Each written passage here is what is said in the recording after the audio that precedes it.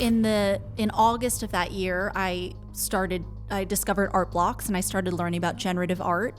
And once I started learning about the mechanics of generative art, I immediately thought, why has no one ever applied a generative design process towards physical product? All the inputs that we created were then put into an algorithm which generated all of the one-of-one outputs. Oh, I see. Okay. And that drop sold out in 72 hours. So it's called a wearable wallet because each chip has its own Web3 wallet, so a unique identifier, and it can hold digital assets. You know, what the wearable wallet can offer to potential partners is this idea of a flywheel effect. We turn customers into fans, we turn fans into super fans, and we turn super fans into micro-influencers.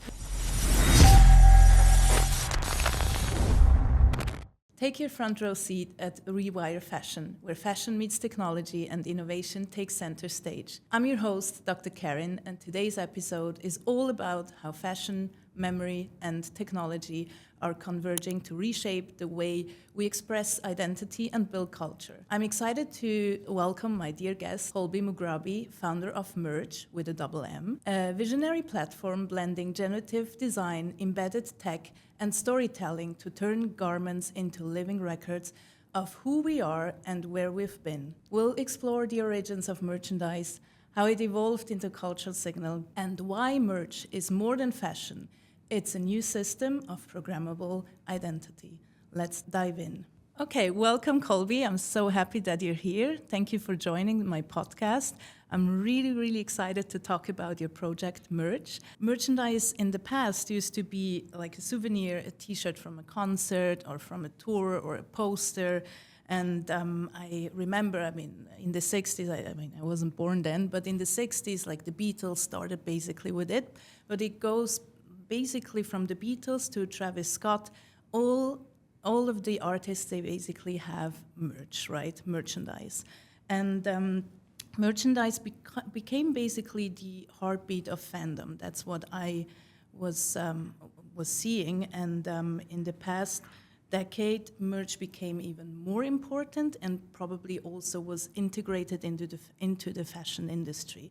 And I just want to talk with you about this whole concept of merchandise and also how it came from music into gaming, into TV as well. I mean, if we look back, maybe like The Simpsons, they had merch as well, right? T-shirts, I don't know, toys or whatever. I mean, what have you seen in the past? What kind of merchandise did you grow up with? Yes, thank you so much for having me.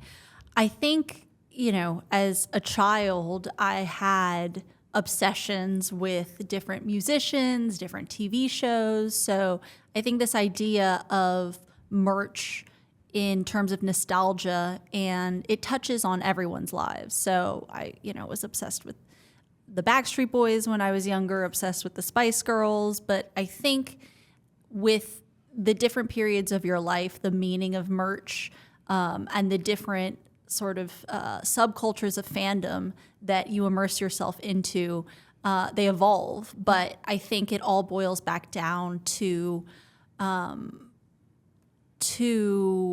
identity and to really kind of tribalism and associating yourself with these subcultures that you align with. And, it touches on every point of your life. Yeah. I mean, yeah, exactly. You mentioned music like Backstreet Boys, Spice Girls. Do you remember when you went to their concert and then there was a table like full of merch and you could just buy whatever you want? So why would people actually buy merch? I mean, what does merch represent, or what is it? Well, the history of merch can be traced, in terms of the contemporary meaning of merch, it can be traced back to the early 20th century, from the 30s and 40s, and it originated in the music world. At the time, their version of, popular music or rock and roll, it really started with Elvis fans, women writing Elvis's name on their leather jackets, and it evolved over time, specifically within the music industry into concert T-shirts. You can see the evolution really parallels the expansion of branding and mass production. to touch on every industry, kind of really taking off in the 70s through the 80s and 90s. And then it obviously has grown into the massive industry that we know of today. So it started basically what you're saying in the music industry, and then later what I've seen is probably in the 90s and the 2000s, like with series like Friends or The Simpsons. So people also buy merch, right? Or bought merch at that time. So it was basically from music to TV, and then later I would say to fashion. So what's your observation lately, maybe the last decade, in fashion? Have you seen that fashion or like merchandise has infiltrated the fashion industry as well, or what would you say? Well, I think throughout the 70s and 80s, it really started touching on every single industry, from technology. The Apple released the Apple collection in the 80s, where Steve Jobs partnered with different industry leaders, whether it be Tiffany or Patagonia, to create Apple-branded product outside of obviously the hardware that and software that they were known for at the time and are still known for. I didn't know that. Okay, interesting. In the 1980s, McDonald's released the Smile Makers catalog, which was, again, McDonald's branded product. I mean, these are just two examples, but I think it was really in the 80s that merch as a category started infiltrating industries outside of just music and entertainment, which obviously expanded more throughout the 90s into the early 2000s. And I think it was around the early 2000s when you started seeing the trickle-down effect of these subcultures or this branded product being available in multi-brand retailers like Urban Outfitters, even, standalone brands, kind of, mass contemporary brands like H&M. So I think you can really, the trajectory and history of merch as a category really mirrors the evolution of globalization, of fast fashion, and to your point, has kind of come full circle where it's infiltrated high fashion. Yeah. So you have a brand like Vetements that became, when Vetements started, they did their DHL t-shirt.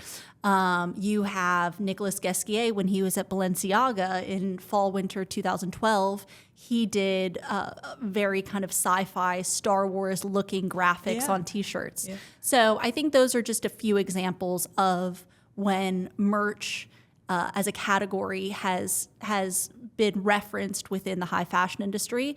And, there's obviously hundreds, if not probably thousands of examples over the last 2 decades. Yeah. And I find it quite interesting what merch actually does to people, or why people would actually buy merch, especially in when you attend a concert. When I would attend a concert, I would go and buy a T-shirt to basically prove that I attended the conference, right? Because I could only get the merch or the T-shirt there. Or the poster. So it's kind of like proof of attendance, and this is something that I want to talk to you a bit later as well, in connection with the blockchain or with Web3, the proof of attendance. Do you see it this way as well? So people will basically buy a T-shirt, a poster, or whatever, just an item to prove that they were actually there, that they attended the concert. Well, I think this idea of proof of attendance really gets back to the early days of merch as a category, especially in the music industry, in the music world, buying a T-shirt at the concert that you were at in the 70s. And that's why merch really represents and is sort of a calling card for different subcultures and being able to identify, your tribe. I think that exact reasoning and purpose behind merch as a proof of attendance sort of got flipped on its head in the early 2000s when a lot of those retailers started offering Nirvana T-shirts in their stores, you can really trace it back to the licensing boom. So as soon as brands or retailers started licensing IP, whether it be from the entertainment industry, from the sports world, from the music industry, I think this idea of proof of attendance tied to merch wasn't as relevant anymore as it was at the beginning of merch as a movement. Yeah, that's a very good point, and that's why we need probably something else to prove basically that you attended a conference or a concert. I constantly say conference because I'm about to attend a conference, but it's like the concert, or you attended whatever, an event, right? You've been there. So we probably need something else. And that leads me to the next point. So what happens when memory is embedded in a garment, right? Instead of just like having your memories or having your T-shirt, but there is no connection between the actual garment and your memory, which is in your head, right? In your memory, in your brain. When a hoodie isn't just a hoodie, but a capsule of cultural identity and digital traceability, I think that's probably when merch comes in, right? And Colby, for those who haven't followed merch from day one, what is it? And how did it all start? So I grew up in Chicago, and since I was a little girl, I was obsessed with fashion. I got my first job at a very young age because I just wanted to be around clothes. So I worked at a retail store on the weekends. I used to set my alarm for 5 o'clock in the morning before school, and my mom would come and wake me up, and she would say, "Why are you awake?" I said, "Well, it's Paris Fashion Week. I need to watch the runway shows before I go to school." So I was fashion obsessed. Yeah. I started interning at a very young age. I worked for a local brand in New York called Philip Lim, and this was probably in 2008. So it was right when all of these New York-based contemporary fashion brands were the hottest thing. So it was the era of Alexander Wang, Philip Lim, Rag & Bone. And I did a 1-week internship with Philip, which was through my school. There was a week called Project Week where you could go on a school-sponsored trip around the world. You could that's nice. stay in Chicago and take intensive cooking courses or learn how to build a robot, or you could get an internship. So a family friend of ours who had a relationship with Philip asked him if I could intern for him for a week. So I came to New York, I was interning for him, and then we were meant to go on spring break the following 2 weeks. But on the 4th day of my internship, on the Thursday, I asked Philip if I could stay 2 more weeks. So I came home and I told my parents that Philip is allowing me to stay 2 more weeks. If we could cancel our spring break, I'd love to stay and work. So through that experience, Philip introduced me to Amy Astley at Teen Vogue. I was brought on as their Teen Fashion Week correspondent. So I used to write about the fashion shows from a teen's perspective.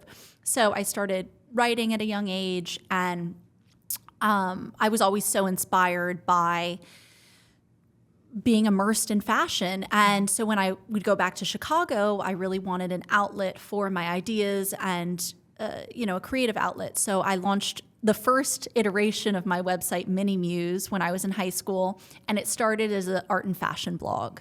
And the name Mini Muse came from when I was a little girl, when all my friends wanted to become actors or singers. I always dreamt of becoming John Galliano's muse. So that's where the name comes from. Yeah. Then I moved to New York in 2011.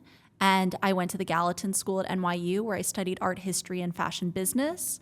And it's the school of interdisciplinary study. So you can take whatever courses you want and construct a major around what courses you took. So throughout that time, my interests evolved to include architecture and design.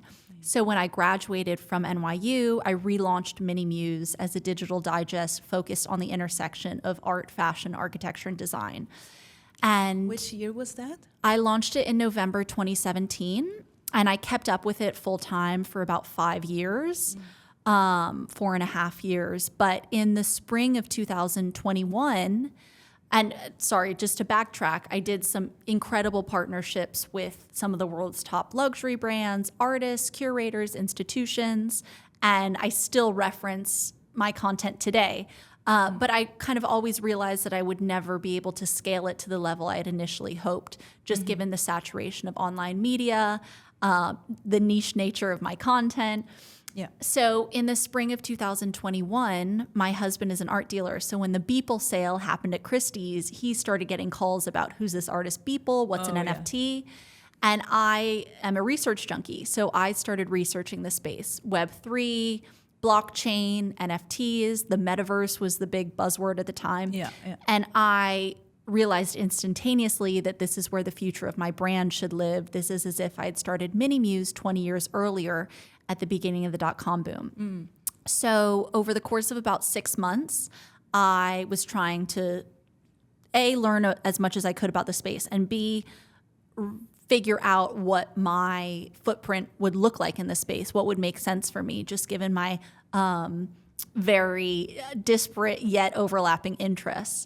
So in August of that year, I discovered art blocks and I started learning about generative art. And once I started learning about the mechanics of generative art, I immediately thought, why has no one ever applied a generative design process towards physical product? I agree with you. Yeah. So that's amazing. Yeah. Okay. That's what led me, that was my first light bulb moment. And that's what led me to found Merch, which is my company, spelled MMERCH. And so I built it for about 2.5 years. We launched last April. Congratulations to that, by the way. Thank you. And it Merch 1.0, as I'm calling it, was a digitally Web3 native generative fashion brand. So our first drop was in April of 2024, and it was 1,000 one-of-one hoodies. And it's funny, I always start so far back on my history because it's really interesting to me that even since I was 8 years old, so for over 20 years, there have been really kind of commonalities between each cycle of, my interests, what I've been doing professionally, and it's always about merging different fields. So, Mini Muse started as art and fashion, then it evolved to art, fashion, architecture, and design.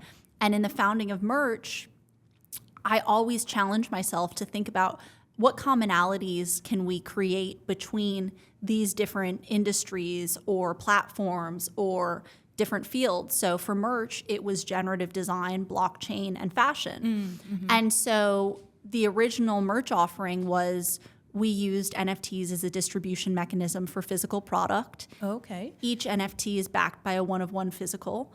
And as I mentioned, our first drop was last April. It was roughly 1,000 one-of-one hoodies, all distributed through NFTs, and it was really fun and exciting and novel for me to really approach fashion and fashion design as a series and sequence of attributes and traits, and looking at rarity and scarcity, and that's how we, approach the collection. All the inputs that we created were then put into an algorithm which generated all of the one-of-one outputs. Oh, I see. Okay. And that drop sold out in 72 hours. Wow. Okay. And just it's super interesting. And I think also it's very important for people to know what your career was before, because a lot of people criticize, I would say, Web3 brands by saying, oh, they don't understand fashion, right? And you have a fashion background, you have an art background, so I would say you understand fashion and you come from fashion, from the fashion industry, and that's why I find you and your project Merch so interesting, because I haven't seen it so far that someone from the fashion industry goes out and embraces technology and the right way, right? And the second thing is maybe for our listeners to understand, what an NFT is or how to buy an NFT. An NFT is a non-fungible token. Basically, you need a wallet, a crypto wallet, right, to buy the NFT. Or how did you set the whole thing up? Did people need a wallet, or was it somehow embedded already, or they could just go and use their credit card and buy the NFT to get the physical product? Or maybe you can just explain a bit. Well, for our first two drops, you did need a crypto wallet. We did have a credit card on ramp for you to be able to pay with a credit card. We used Crossmint, but you did need infrastructure in place in order to participate in the drop. And that sort of is kind of the bridge between Merch 1.0 and Merch 2.0, because we did that first drop. It sold out in 72 hours. Hugely successful, really exciting. Amazing. We did a follow-up drop in the fall. It was also one-of-one hoodies. It was in collaboration with Seed Phrase and Swarovski and Claire Silver, titans of their respective fields within the Web3 space and within the traditional fashion space in the sense of Swarovski. But I realized after it sold out, which was again in roughly 3 days, that we had potentially saturated the total addressable market for this product offering, given that you needed an understanding of crypto and NFTs in order to participate. So if you consider that there's roughly 40,000 daily active wallets within the Web3, within the NFT space specifically, and then maybe on a good day, 10% of those are interested in fashion. And then on a good day, maybe 1% of those are comfortable paying a luxury price point for a hoodie, for example. What was the price point? Just for our first drop, it was roughly $500. I mean, obviously the price varied throughout the 3 days depending on the price of ETH. And for our second drop, it was roughly $750. So it's a luxury price point. So I realized after that second drop that we had potentially saturated the market for anyone interested in this product. We'd also isolated a huge addressable market given the fact that we were using NFTs as a distribution mechanism for the product. So over the course of the last 6 months, I've essentially reverse engineered Merch 1.0 down to its original 5 or 6 core attributes. So art and fashion, blockchain technology, innovation, culture, the convergence of these new worlds together. And over the last 6 months, we've rebuilt the company into this Merch 2.0 that I'm calling it, which is the merch of today, and the merch that I'm really excited about, and a merch that I think has infinite potential scale for both us as a company and also, the possibility of going B2B as a platform. And what is Merch 2.0? I want to discuss that because I saw your presentation just recently and I was really, really intrigued. It sounded really interesting, also because no one is doing it. So I believe that you're truly a pioneer in this space, and probably a lot of people don't realize what you're doing, right? That's true, yes. Although it's actually easier to describe Merch 2.0 than it was to describe Merch 1.0. Okay, so that already shows me that there's potential.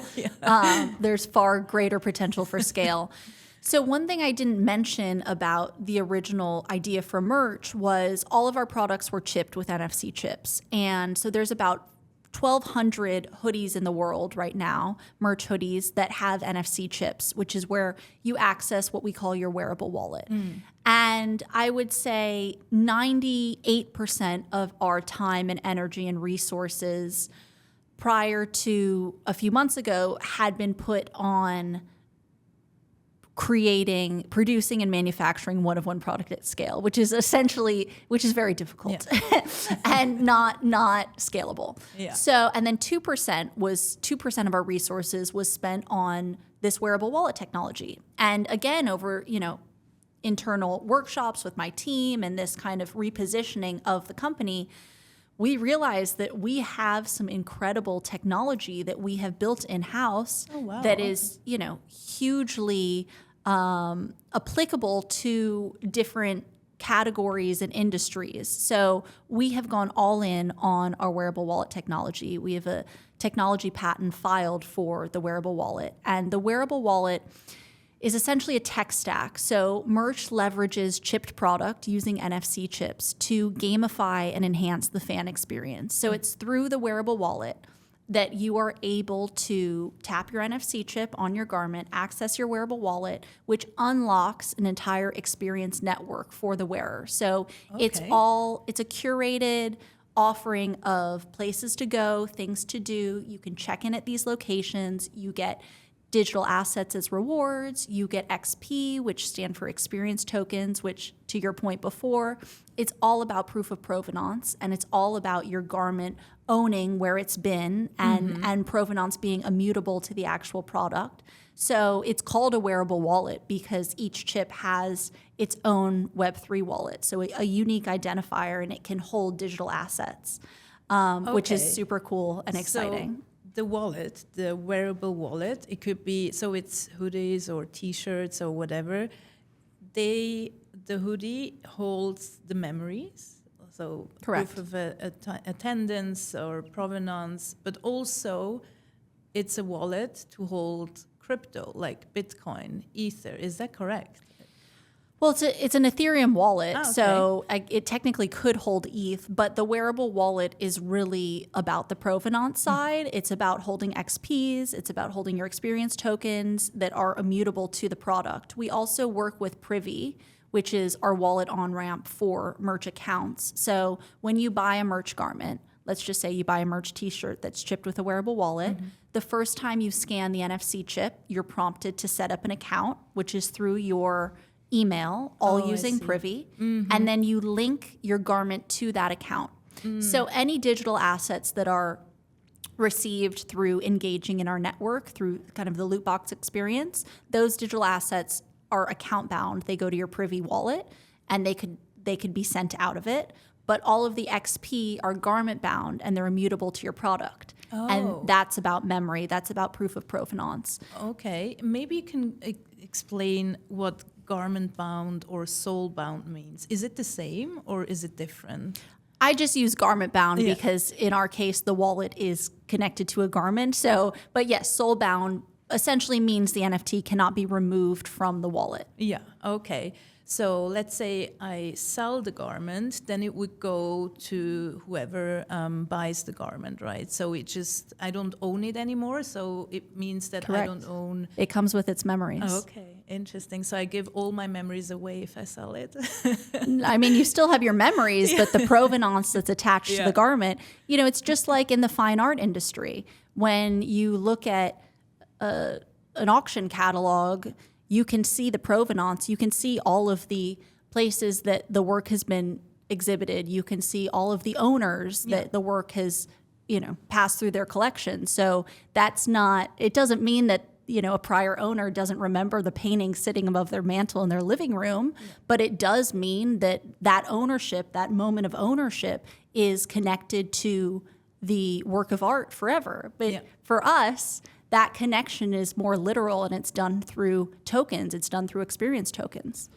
And basically through tokens, through the blockchain, Web3, what are you trying to do with merch? Is it about community? Is it about culture? What is it? Like, what's the essence, basically? So essentially, we, again, in these workshops, as a team and just from kind of personal exploration of the topic, we realized that the infrastructure for fandom is fragmented. Yep. You have different distribution channels for product, for information, for content, for tickets, for community, for engagement. And so the wearable wallet is a hub for fandom engagement between the creator and their community. And it leverages chipped product in order to amplify that engagement and gamify that engagement and enhance the fan experience. So we are building out a tool set and a toolkit for the future of fandom. I want the wearable wallet, and I want the technology that merch is developing to power the future of merch. And merch as a category is a $500 billion category globally between sports, entertainment, music, character IP. I mean, the list goes on and on. Influencers as well, right? Correct, influencers. Yeah, nowadays, Can't overlook. Influencers are important to all economies Exactly, today. Exactly. So am I understanding correctly? Like your vision is way beyond merch, your brand or your platform merch. It's you want to be the platform for merchandise in the future. Correct. Yeah. I'm building out merch and I'm building out our wearable wallet technology as a B2B technology solution and offering for existing creators, teams, character IP, different industries to license and essentially chip their products, power it or build it on the merch platform, power it with a wearable wallet, and unlock infinite opportunity for their community and their fans to engage not only with the IP holder, the creator, the team, the musician, but also engage with culture as a whole, with IRL experiences, and with each other.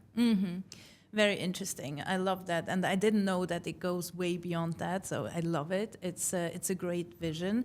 I was just wondering if, like the luxury industry, if you approach them already, or the fashion industry, and whether they actually are open to work with you, or just like open towards like having chipped garments and wallets embedded and technology embedded. What I mean, you probably already had discussions. What is it that you feel or sense from the fashion industry? Well, I think what's interesting and is not only unique to our offering, but I think unique to any sort of B2B platform play is it's not a one-size-fits-all offering. So we're building out and introducing different pieces of utility and functionality, some that might work better for sports teams and some that might work better for a luxury fashion player. So our check-in functionality, for example, I see as a huge unlock for sports and music. So imagine wearing a chipped Knicks t-shirt to Madison Square Garden. And we've built this all out through GPS technology. So there's no external piece of hardware needed. It's just the chipped garment and your phone. Okay. So imagine you're walking into Madison Square Garden wearing your Knicks t-shirt chipped with a wearable wallet. You tap your NFC chip to access your wearable wallet. You check into the location. You get a loot box that distributes XP saying that I was at that Knicks game on February 12th, 2025, that you get points. So maybe you get 100 points for checking into a home game. Maybe you get 200 points for checking into an away game. So there's all of this excited, added layers of game logic that, partners can pull from and introduce. And then maybe you get other prizes too. And maybe you get, a free beer. Maybe you get access to exclusive product through your engagement with that IP holder's network and experience network and environment. All of those points then that are accrued filter into a leaderboard. So, just to continue with the Knicks example, maybe at the end of the season, the top 10% of leaderboard standings get entered into a raffle to win season tickets the next year. So again, there's all of these exciting levers involving game logic, gamification that our partners can tap into in order to engage and reward their fans. And I think the same holds true for music. Imagine a DJ or a musician that every single show they play is featured in their respective experience network. Fans can buy the chipped product. They can check in at locations. Imagine the power of a Taylor Swift t-shirt where, she sells out stadiums of 80,000 people. Crazy, okay, so if there's 10,000 chipped t-shirts at this one stadium, maybe 10 of them that, you check in,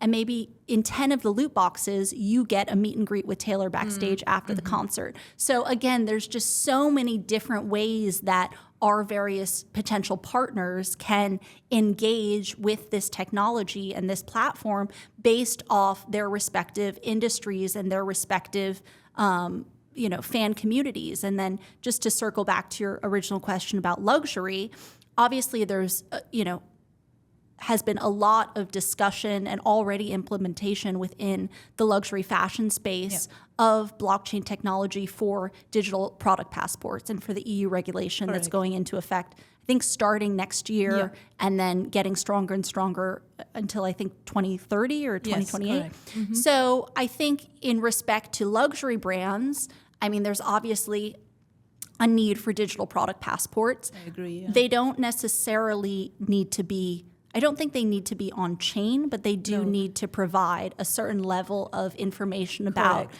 Yeah. the product, where it's manufactured, transparency of supply chain. So I think that's one lever that can be pulled that we're offering through the wearable wallet. But I think blockchain is a very good solution for the digital product passport DPPs. It's actually, I would say, one of the best solutions, right? And but yeah, it's mandatory for all fashion brands, like basically for all brands selling into Europe.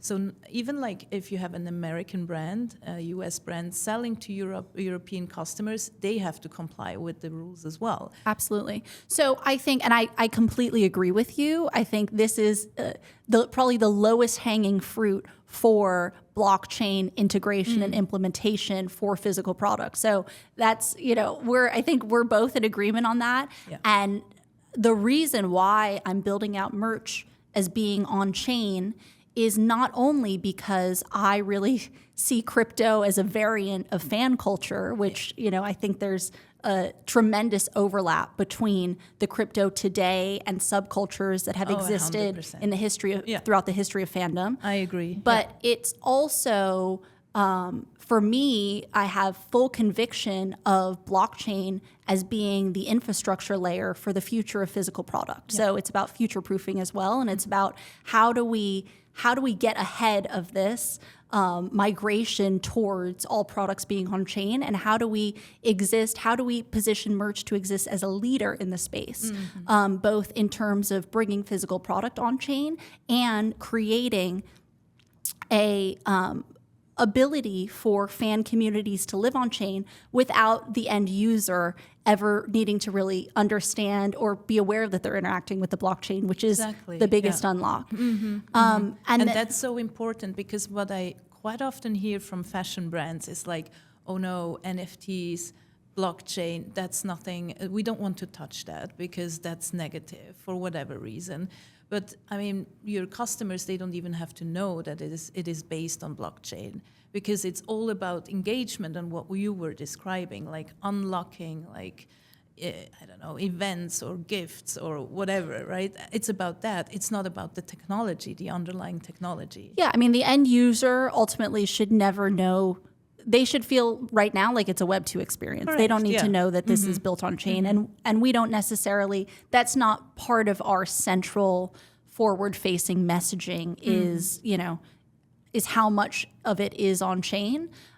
It's just on the back end, we know that the most scalable and the one of the most innovative parts of our product offering is the fact that we are building out all of this technology on chain, and we will be leaders in the space of bringing products, bringing communities, bringing experiences on chain for the future.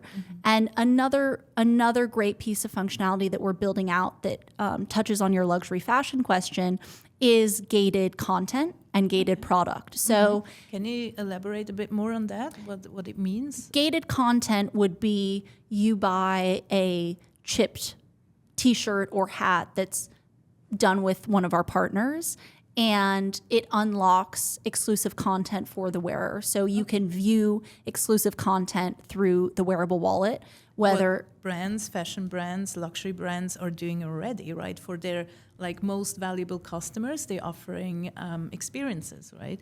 But yeah, please continue. Offering experiences, offering exclusive content, and from a luxury perspective, or just from a brand perspective, brands that have product and want to sell product, the wearable wallet is also an incredible way to leverage and draw, create a connection between the physical product that they want to introduce and sell, and also the gated content that they would otherwise be potentially posting on Instagram, sending through email. So it really creates a stronger connection between the product that a brand is creating and selling to their customers and the content that they're creating and distributing to their audience. Maybe it's a very good point. Maybe we can talk about what Dior is doing right now. You probably saw that they distributed like gated information to some of their followers on Instagram. Oh, the close friends announcement. Yes. Yeah. Maybe you can just explain. Did you see that as well? I saw it. Okay. Yeah. I saw it in my stories. Yeah. I saw it then on the feed. I mean, it's so smart of them because that was obviously going to get amplified to a degree that is probably far greater than had they just posted those teaser images on their feed. So strategically, and that's a great parallel to draw. I think strategically it speaks directly to our gated content approach and how if you create, luxury, I think, is all about the illusion or, potentially the illusion realistically about scarcity. The illusion of scarcity. It's about nostalgia. It's about, gatekeeping in a way. And I think that Dior example perfectly proves all of those things. And also relates directly to our approach to gated content through physical product. It's the illusion of scarcity. It is the, focusing on your super fans, on your consumers, as really turning your super fans into micro influencers in a way, which is part of our strategic kind of positioning as what the wearable wallet can offer to potential partners is this idea of a flywheel effect. We turn customers into fans, we turn fans into super fans, and we turn super fans into micro influencers who in turn help you acquire new customers. Yeah, and that's brilliant. And I think it's just unlocking so much. And I don't think like fashion brands have realized it yet. I mean, I'm repeating myself, but I don't think they have realized that. And I think there is a lot of education to do or to work with the fashion brands, probably with their marketing team, but also with their finance team, because I believe they're quite interested in that as well. Are you consulting brands as well or not at the moment? Maybe in the future? Not directly. I mean, maybe indirectly by how much I talk about this and how many conversations I have with people and how much I post about it on my various platforms. Spread the word. Yeah, right? I don't think it's really not a viable category if you're the only player in it. So I am really proud of the so far niche that will hopefully turn into more of a niche that Merch has carved out for ourselves in the world of blockchain-enabled chipped product, using product as an engagement channel for fandom communities.